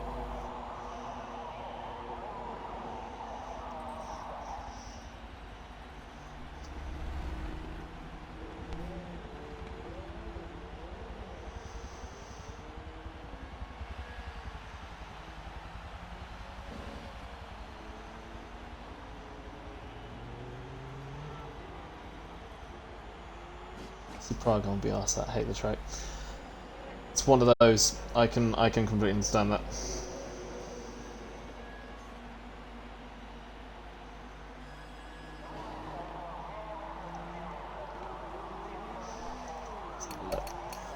Check. I think I might be waiting on a couple more. Maybe one more to join in. As you can see, one of those who've made their way up in your customs. Let's make sure I've got this 100% right before I butcher it. Customs is Yanis Kampouris from Greece. So get a bit of internationality in the series. Never going to complain about that. I've already absolutely butchered that. Walls on being pits, more laps and racing. Sliding the BM through corners while everyone tries so hard not to tap you, it's glorious. Oh yeah, I used to love being behind that. I think this is one of those where the BMW gets a slide on, and I mean, I was terrible at it because I'm like the hand version of clubfoot when it comes to using a controller on Forza. So it's I'm either on or off with the throttle and with the brakes. Funny enough. Can you show me effects car? Absolutely. Oh, I'd love to.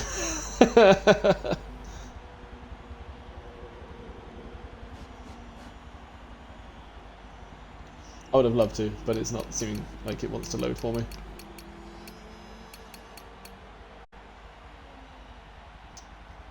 I'll wait. Hopefully I'll kick him.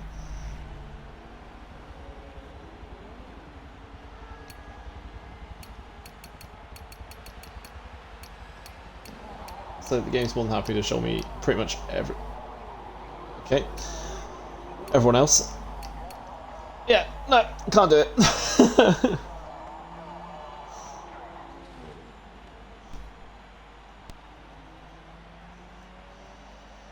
I'll just show this like ghost of James on the right hand side there. Yeah, I make a point of showing in the race, it'll be fun. So we're waiting on just one more person, I believe. Let me double check who it is. I think it's Charlie Thompson actually.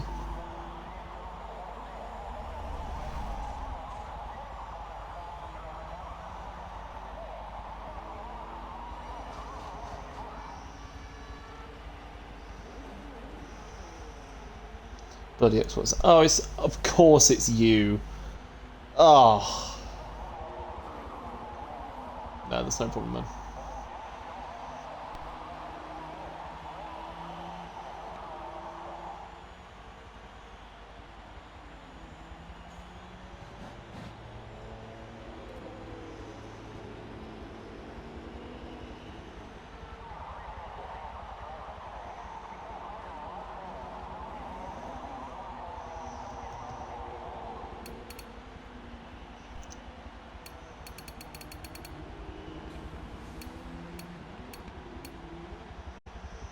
So, just to keep the conversation going, you may notice that for race 3 no one has any ballast. That is because of the reverse grid.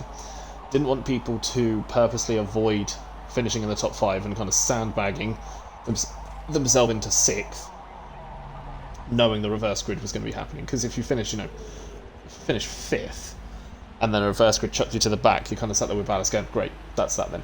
So yeah, we wanted drivers to be able to go as hard as they can in race 2. And kind of not so much care, because that will be a completely different story, but be able to sit there going into race 3 going, that's fine. It's all got this, We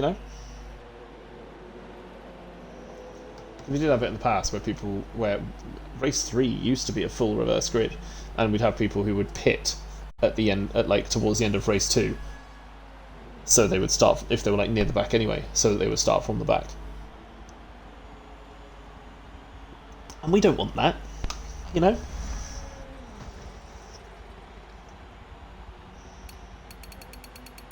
Although Charlie, I will admit, if you don't hurry up.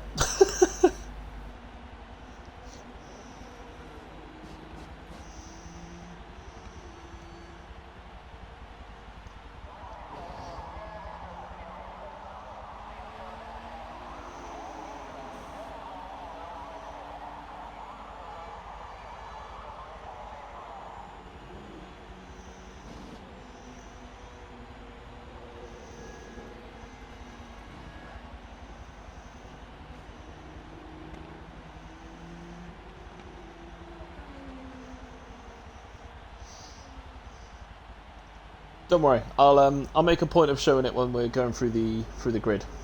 Will that help? I'll say this. I'll probably forget in about 2 seconds' time, but I'll try.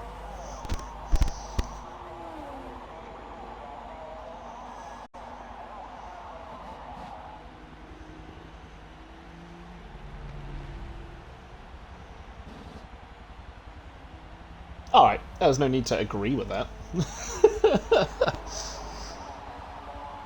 Felt slightly uncalled for, but yeah.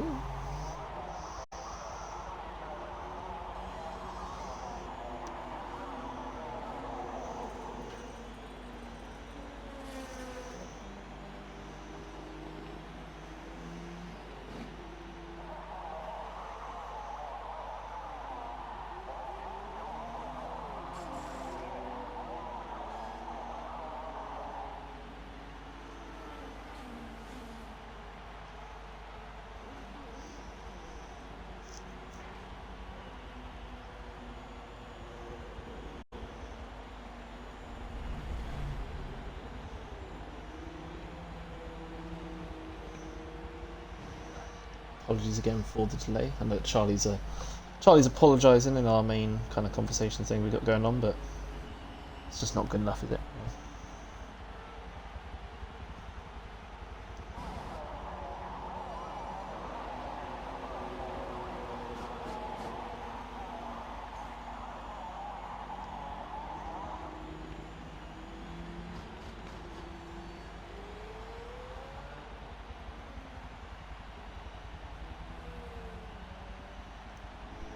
Oh, here he is.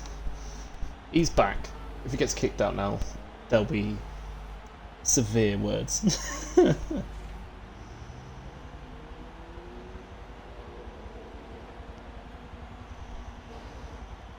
It's a good sign.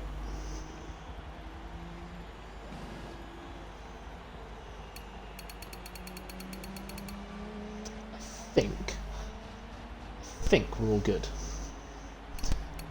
Can you see effects card out?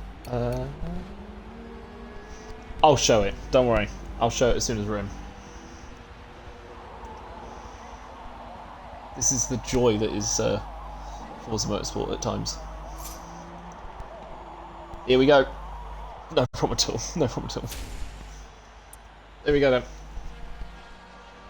Race 3, and it is Kyle Cully who'll be starting from pole position alongside Campuris. Then it's Thompson and Carter for 3rd and 4th. And I'll run through properly when we get going.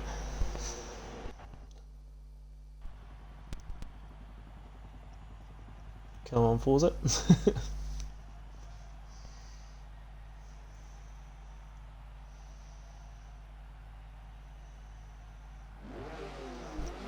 Right then, so, as mentioned, Cully on pole next to Campuris, Thompson, Matt Carter, and then it is Joseph Atkinson in 5th, followed by Liam James in 6th place.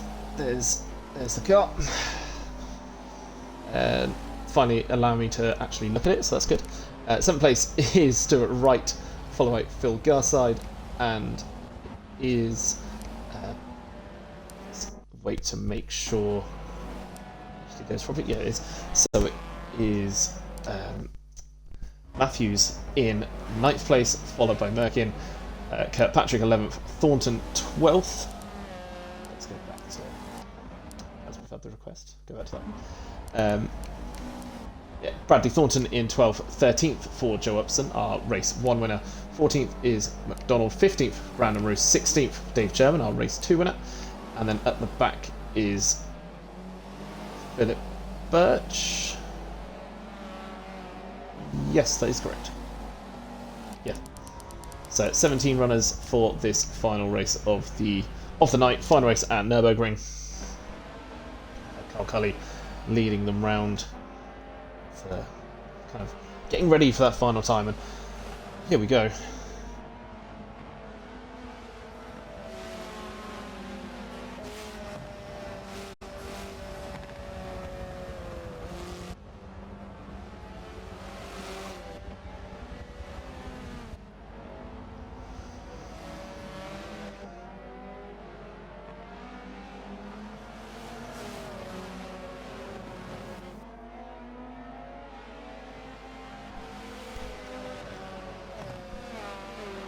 kind of a calm before the storm now, because race 3 always chucks up a bit of crazy, and with this much of a jumbled grid, you know, I can see it happening.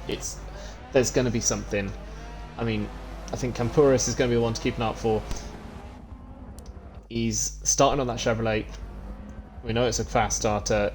Around him aren't really that quick of launching cars. You know, you've got the Honda, which isn't known as a good starting car. The Mercedes, which isn't. Another Mercedes, which isn't. At 5th, you know, Atkinson in the Audi, it's not a good starter. Then you've got another Audi. I mean, you're looking at the first Chevrolet down in 8th place. I don't see anyone really making a push on Campuris into turn 1, but I could be proven wrong. I mean, you look at the angle that Thompson is taking. He looks like he's taking quite a narrow one, actually, unless I'm being put off by Cully, like in the outside angle. I don't even know if Cully's in the box, you know. Is he quite wide of the box? Might have to keep an eye on that one after the race, but that's a problem for another day.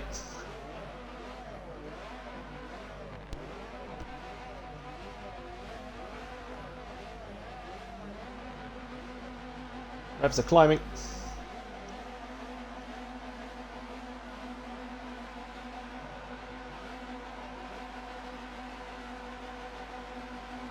And race 3 is underway. I think I saw one of the Audis in the background just go a split second early, but as I expected, that Campuris Chevrolet has gone away so well. He's already clear of Cully as they make their way into turn 1. He's a couple car lengths up the inside. Cully's going to try and hold that inside line and make sure that you can't get anyone past him. I think Matt Carter's made a good getaway. In the background, you see 4 cars going all over the place. Joseph Atkinson is up to 3rd place. Great start from him in the Audi. And he's looking to make a move on the inside of Cully into turn 1. So Cully's going to have to defend that one. I think Atkinson's got a bit of a run, bit of a side-on-side contact between the pair of them. Atkinson's going to have the outside line now as the 2 the 2 Mercedes behind them are side by side as the pairing of Matt Carter and Charlie Thompson side by side as they make their way through onto the first kind of short straight.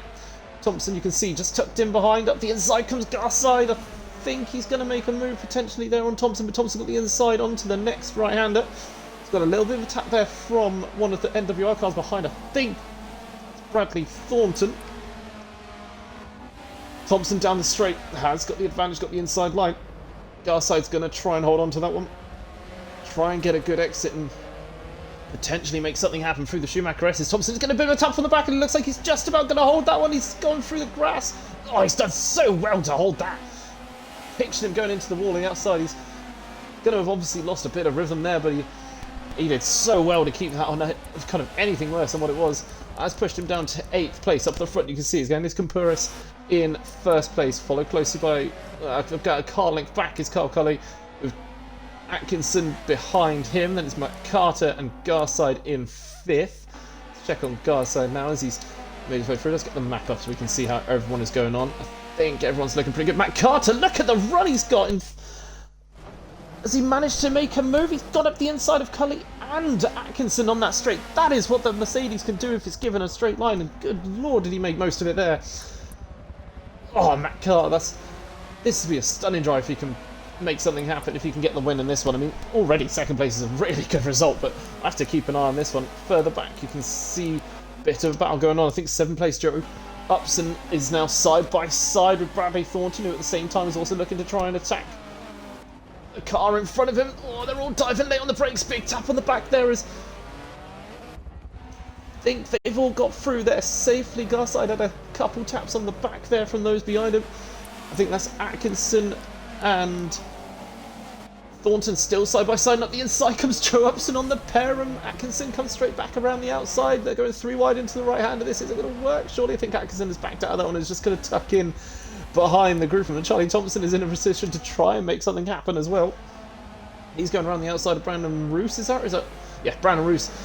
He's going to have the inside line to the right hander as Thompson looks to try and recover some of those positions he lost in that opening little bit of contact it looked like he had.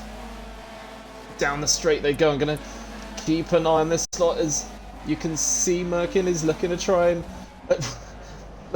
make a move on the inside. Thompson's got the inside line on Atkinson. He's looked to make that stick. He's surviving it this time. He hasn't got any contact that's going to force him into that wall. He's got the run through the Schumacher S. I think everyone's got there pretty safely. I don't think anyone's gone wide. A bit of a... Oh, that was a wide line, sorry, from one of the AMS cars. I think that was Matthews, and you can see him tumbling down in the map at the bottom left. Up at the front, though, Matt Carter is right on the back of Yannis Kampouris, and they're going to make their way onto the back straight, and this is where you're going to see that Mercedes power come in. He's up against one of the arguably slowest cars in a straight line. Is he going to get a run? Look at the run he's got. He's potentially going to make a move on the inside. He's backed out of it at the last minute. He didn't want to risk anything there. Well, he seems to have a faster straight than Thompson, and despite them being in the... Oh, a mistake there from Kampouris, and that is going to be the inside line for Matt Carter into the final corner. Round he goes. Matt Carter takes the lead of the race. Kampouris looks like he's going to try and come straight back at him down towards turn 1.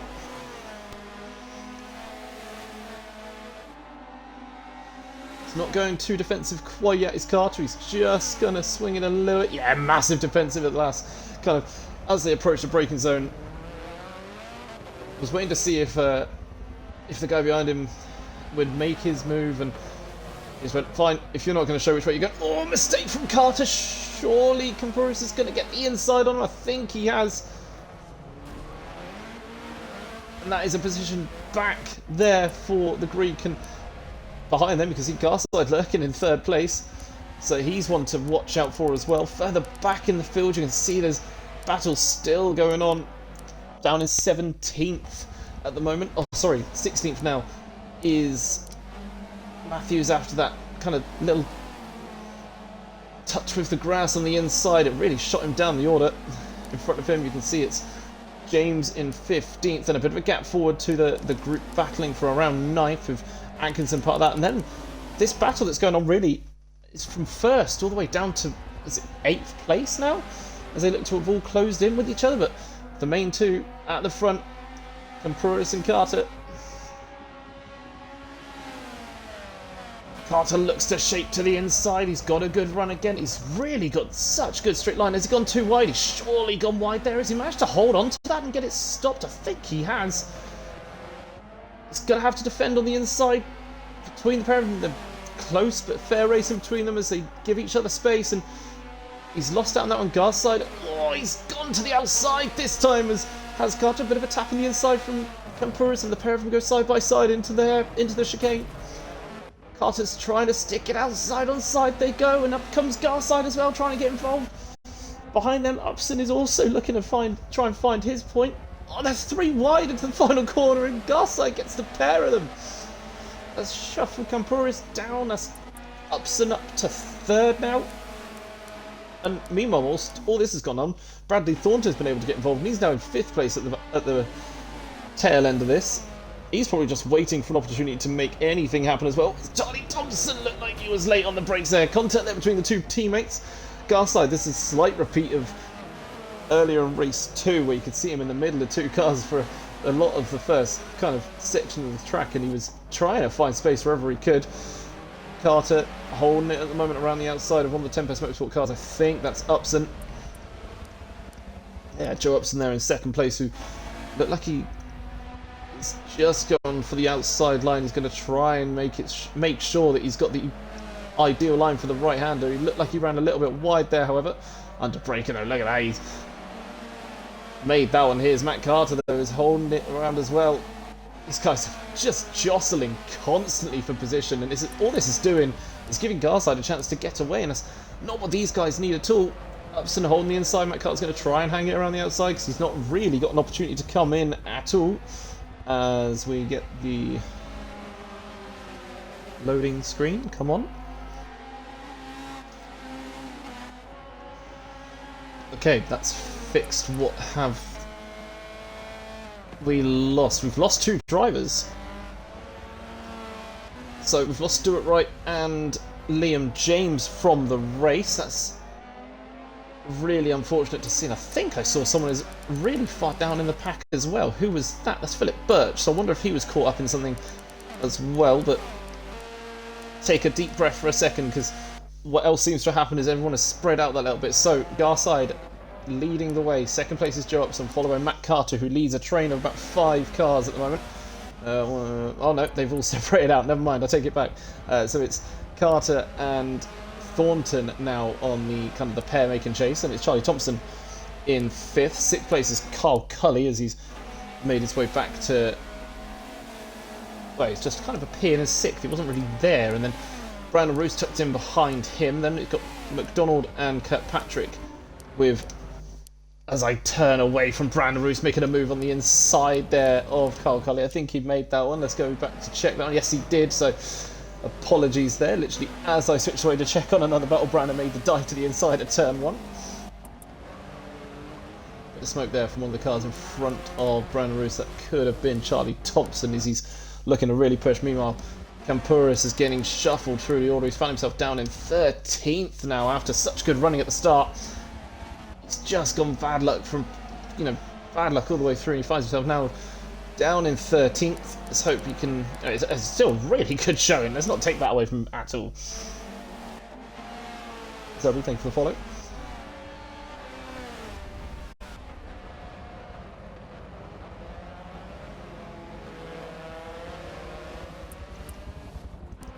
We go though. Lap 6 of 11. Going through the Schumacher S. You can see it's Garside in 1st place, followed by Joe Upson, Bradley Thornton. Matt Carter is in 4th. We're watching the ball at the moment from the view of Thornton. 5th, Charlie Thompson. 6th, Brandon Roos. I want to keep an eye on Thompson because I know that the Mercedes of Carter is an absolute demon down the straight. In fact, Carter is down in 4th now, so he's lost out to Thornton.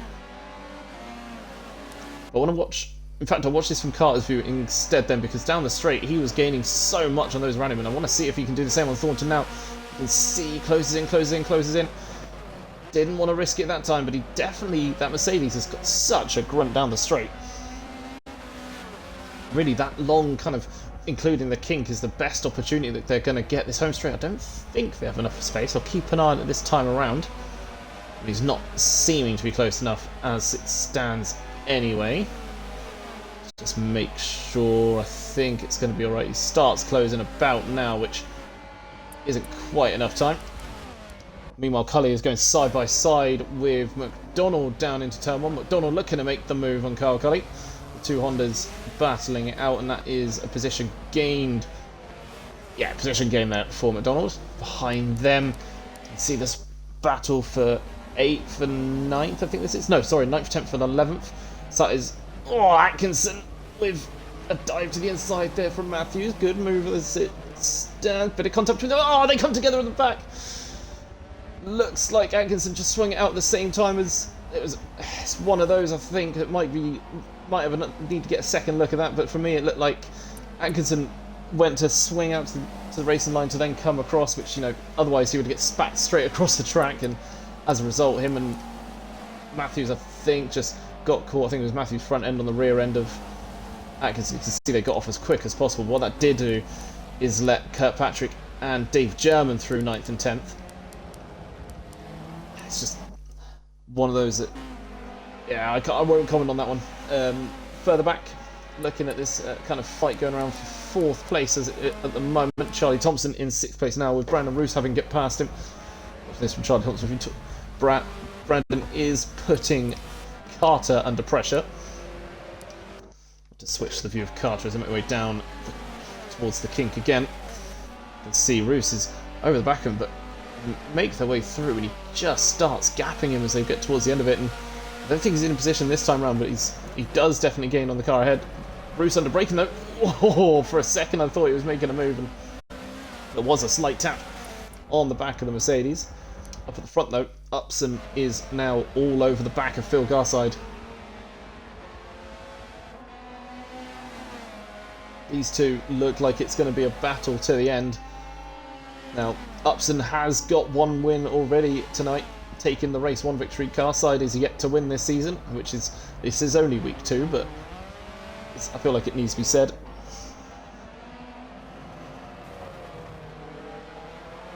Garside in 1st place. He's got about 3-4 laps to hold on to this one. Could we see a repeat though of it's Thornton in 3rd place. We're going to see him look to start close on these two if they start battling away. They could be. Upson is a patient driver though, he won't just dive for it. Garside is a good defender as well, so it could be quite a tense finish with these two. They may both just be really cagey and wait for an opportunity, and just the slightest mistake if it will happen, or I doubt this will come down to a last-minute dive. Probably jinxed it by saying that, but I'd like to think it's not going to come down to the last-minute drive. But did they go for a second side-by-side? I think Upson got a good run, but Upson got an initially good exit, and then it looked like Garside just managed to get it through better. Behind them, I think that was Matt Carter and Roos side-by-side. I think Carter's held onto that one. Does Roos dive into the inside? No, he's still holding out, just tucked in behind the Mercedes. Is he all settled down now?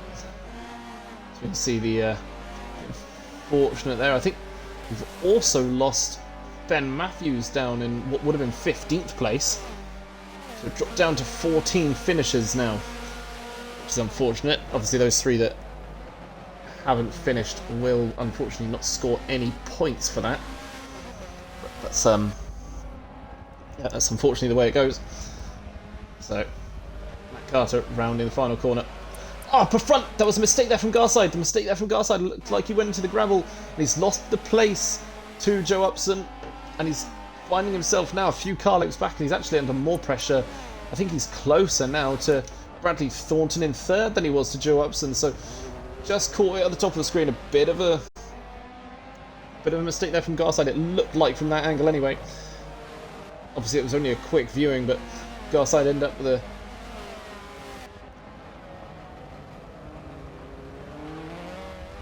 And now we're faced with 3 laps to go. Garside is really pushing to try and get back with them. OMA will not be happy with that mistake. And meanwhile, in the background, you see that was a position gained for Brandon Roos over Matt Carter. So that's 4th now for Roos. One thing I will mention is that I don't think that Liam Ferguson managed to get back into the racing for the evening. So these are some massive points that are being put up against what is really the championship favourite going into this one. You know, he's 2 out of 3 races won at race 1, or round 1 to 3, and 3-time champion is Ferguson, if I've remembered that correctly. So these guys putting in performances at the moment, knowing that they're going to get a big gain on him. Can all count later on. Dive to the inside in the background there. Matt Carter's now been passed by Alex McDonald, who's shown some really good pace in that Honda. He hasn't had the greatest of times this race. He's now found himself up into 5th. Could we see him get more from here? To keep an eye on him up at the front. Joe Upson is safely kind of looking comfortable in first place. Thornton, however, he wants the position on Garside. Garside looking for that late apex there, trying to get the best exit possible. A little bit of a tap from Thornton as they make the way round.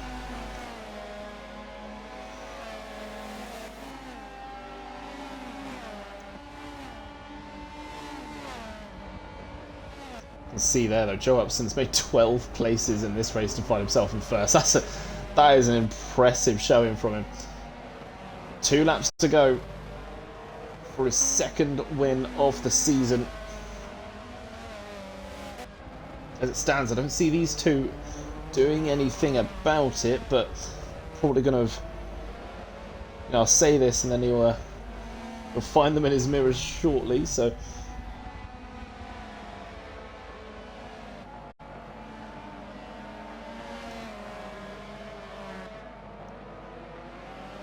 Garside looks to have settled now as he's got himself just a little bit more of a gap from Thornton. Looking further back, it looks like Cully in 8th is under a bit of pressure from German, and is that Kirkpatrick? I think so, yes it is. Other than that, I want to give a commendation for Philip Birch quickly down in 14th place, who's driving a lonely race at the moment after what I can only assume is being involved in some incidents, or, may have had to pit, anything like that. Still running there strong in 14th. He will get some good points in 14th place, so it's always worth sticking around.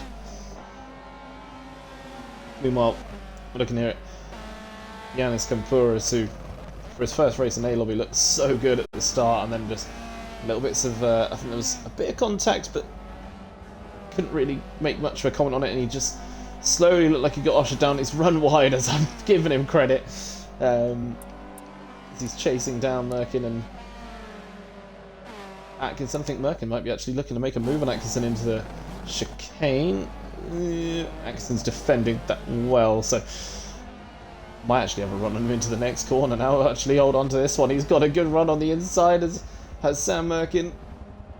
Is Atkinson going to try and do the cut back on him? It looks like he will. That Chevrolet, the acceleration it gets out of there, so good. We're on the final lap.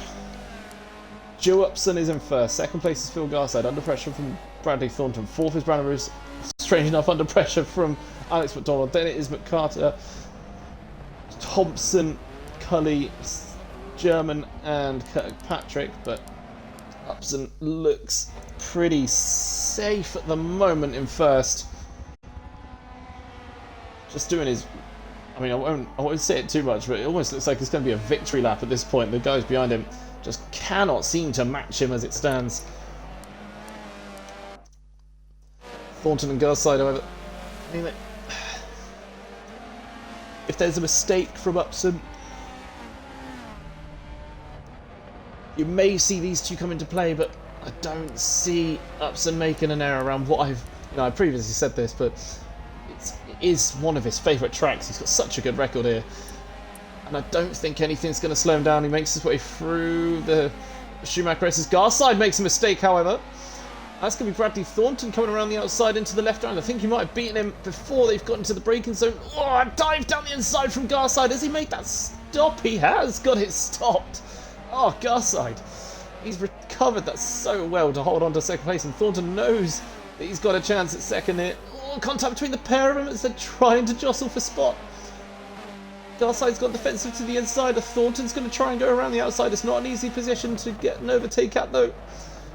Is he going to try and do the switch back? A bit of contact as he tried to do it. Is he going to get a run into the final corner? Hop over the curbs goes Brandon Roos. In the background, you can see McDonald is all over the place trying to find space. They come around the final corner. I think Garside's going to hold on to this one, but switch it to the leader. Joe Upson up against the walls. Going to take his second win of the evening. He celebrates over the line to take the win in race 3. Garside does come home in third. Bradley Thornton comes... Garside in second. Thornton in third. Bruce in fourth. Fifth for McDonald. Sixth, Matt Carter. Seventh, Charlie Thompson. Eighth, Carl Cully. Ninth, Dave German. And 10th, Callum Kirkpatrick. 11th looks to have gone the way of Sam Merkin. 12th for Joseph Atkinson. 13th for Campuris. And 14th, Philip Birch, making his way around the final corner now. The NWR driver. Big credit to the guy for... I mean, you can see how far behind he was from the end. There was definite, in all fairness, actually, I won't speculate. I missed whatever had happened, but he ended up quite a bit behind. And,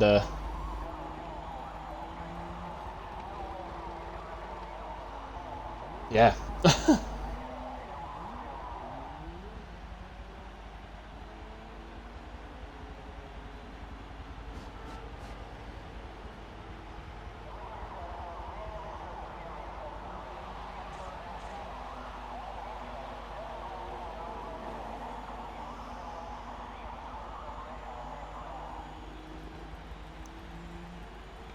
That wasn't totally terrible, says Charlie Thompson.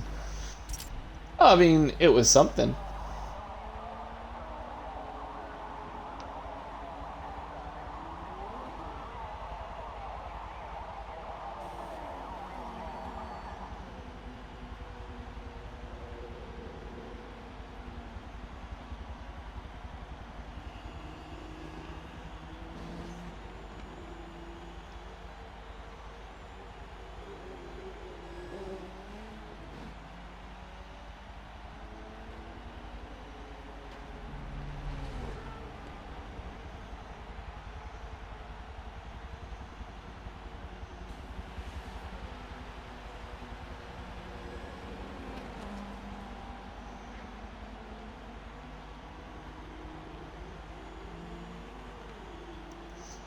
There is the final results of race 3. Joe Upson, really good win there, and unfortunately for him, he didn't dirty his outlap, so we're not sure if he would have taken the first lap bonus points. At the moment, that does look like it went the way of McDonald.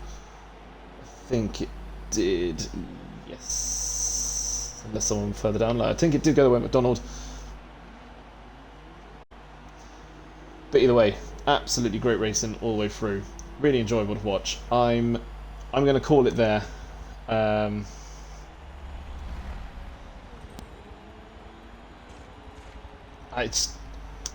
Yeah, I've missed this. I'm glad to see a double win for Upson.